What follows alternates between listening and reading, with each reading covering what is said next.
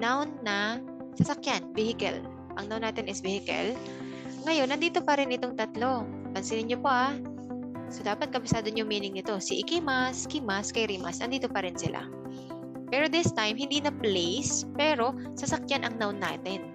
Pag sasakyan ang noun natin, ang particle natin ay de. Okay? De. Kasi yung de, nag-i-indicate siya ng means or method. Paano ka? Anong transportation yung ginamit mo?